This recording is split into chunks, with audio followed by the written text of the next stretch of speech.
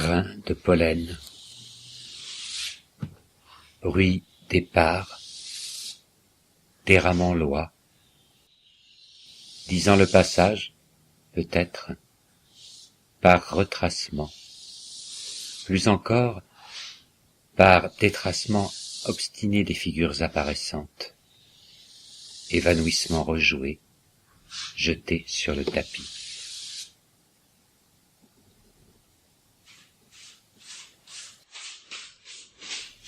La pierre noire est un outil de dessin au noir sombre et mat. Elle est constituée d'ampélite qui contient une forte proportion de matière carbonée dérivée de matières organiques. On la trouve communément sous forme de crayon en bois ou de craie rectangulaire. La pierre noire, commercialisée par le Conservatoire des ocres et pigments appliqués, date du Silurien, exactement du Landovérien, soit plus de 400 millions d'années. Elle est extraite en Bretagne. Un des premiers à avoir utilisé la technique de la pierre noire serait Pisanello, de son vrai nom Antonio di Puccio Pisano, ou Antonio di Puccio da Serrano, lors de ses études pour des pendus.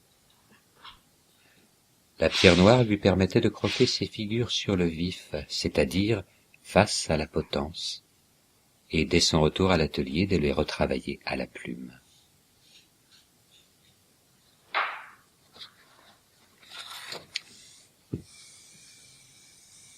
La nuit. Verrouillage du cerveau. Une lumière asphyxiée, reste d'une clarté ancienne, pointe d'un autre jour, d'un jour premier. Résurgence de figures lointaines, en réserve, mêlées, des êtres gris, trempés de nuit. Figures improbables aux contours de brume, saupoudrées de particules de lumière cendrée. Une fine couche grisée, de plâtre ou de neige ancienne, ou de craie ou de chaux vive. Ce qui vient n'a pas de nom. Mémoire de corps outragés, rescapés, avilis, honteusement altérés, corrompus, entamés, adultérés.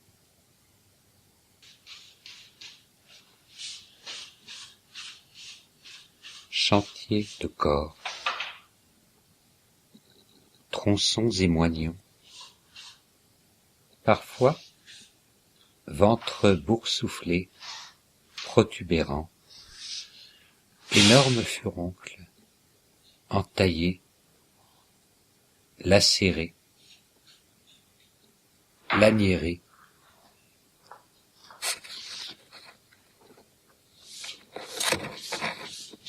des corps inexacts, ulcérés, d'outre-vie, mutilés, qui attendent, sans révolte, comme soumis à la catastrophe. Quelle honte ont-ils surmonté?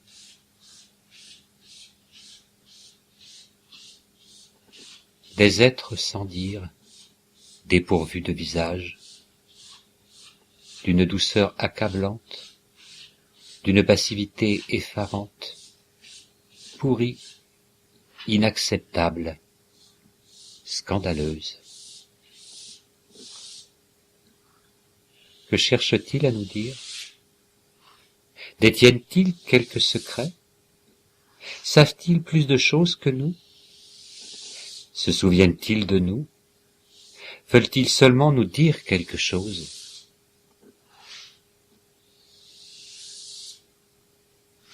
ils sont au secret. Tu te penches pour les rejoindre dans leur obscurité native. Tu ne veux pas les percer à jour. Tu sais qu'un excès de lumière leur serait fatal. Tu maintiens ton regard. Qu'as-tu donc violé? Qu'as-tu donc profané?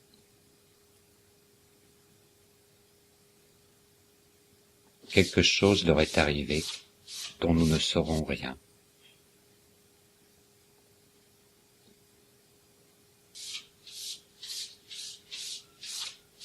La nuit fouille les cerveaux, désamorce la pensée.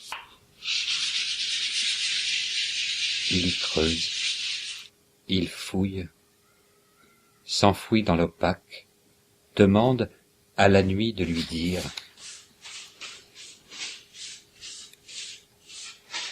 corps serpent au reflet d'huile ou de cire, corps souvenir, pâle grisé, de quel fond venu?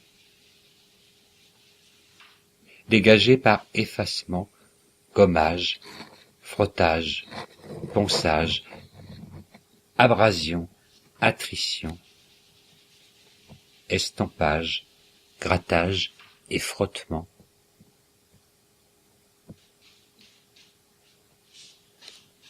Comment fait-il pour supporter ces figures?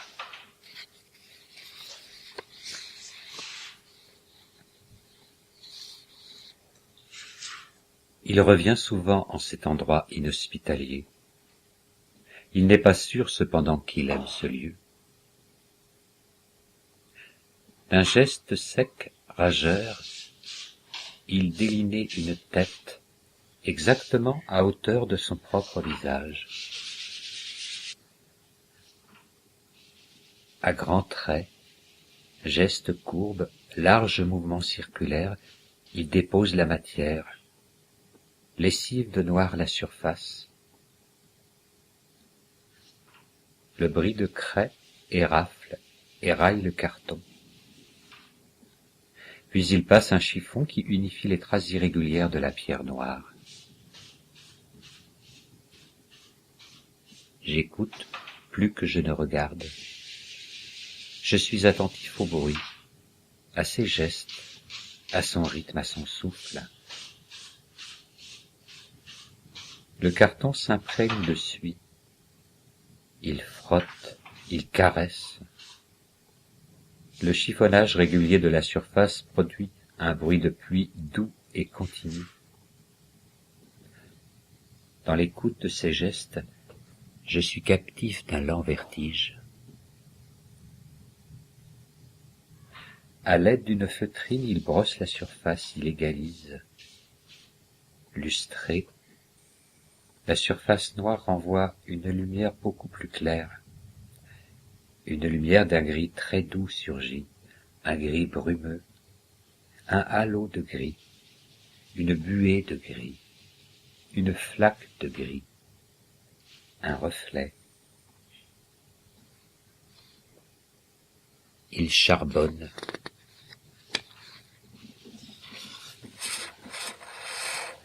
Sa chorégraphie lente et précise devant la toile. Un torse se pose littéralement sur le silence, y trouve son appui.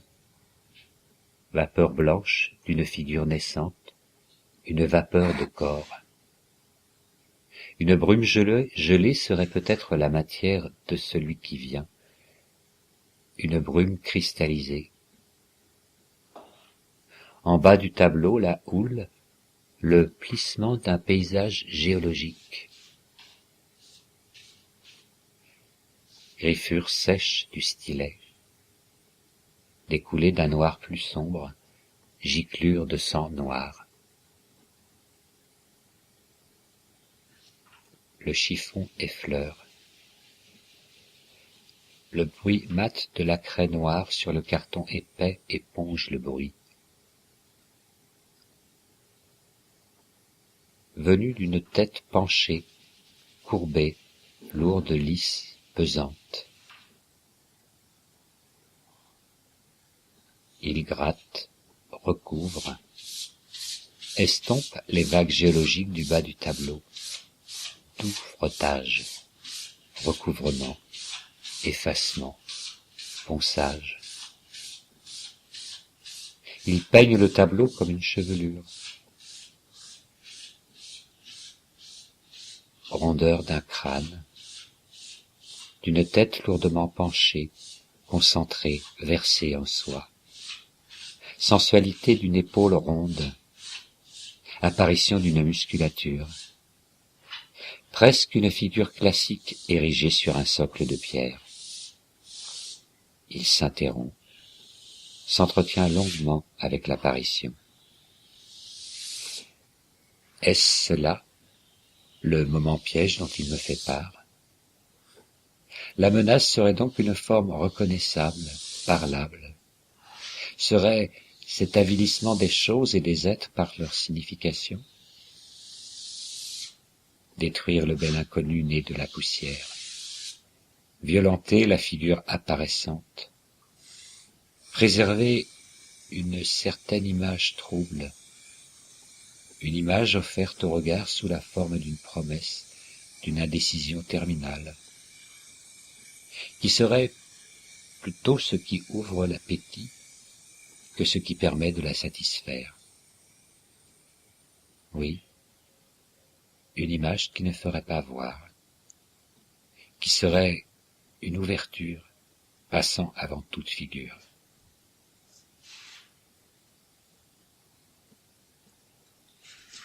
Obstination posée dans la tourmente. Que cherche-t-il à retrouver? Quelle jouissance?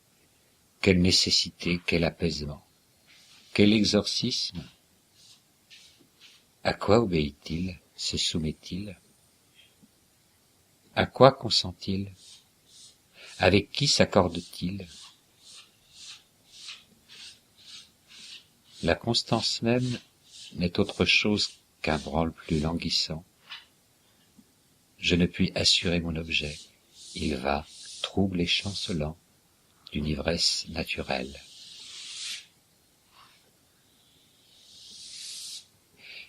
Il a le sentiment d'avoir perdu une chose inconnue. Il est à la poursuite de cette perte, espère la confondre. Tout entier innervé par le secret de son geste, lui accordant une confiance insensée, il se cherche une consistance, une densité. Son corps est cette apparition évanouissante sans cesse rejouée qu'obstinément il détrace. Une brèche, un creux, une brisure dans le mur, un trou, un vide, un rien. Il descend dans la nuit, perce l'image pour l'enfouir dans le souvenir. Son geste est une invitation à rejoindre la préhistoire visuelle, ce qui précède l'image, son apparaissance. Dans un jour âcre, il entaille et retaille le noir. Le brossage fait revenir ce reflet étrange d'une cire, la soyance lustrée d'une peau de cheval pansée. Gommage à nouveau, balayage, balayage encore, agitation lente, et de nouveau ce halo gris. D'où provient cette lumière?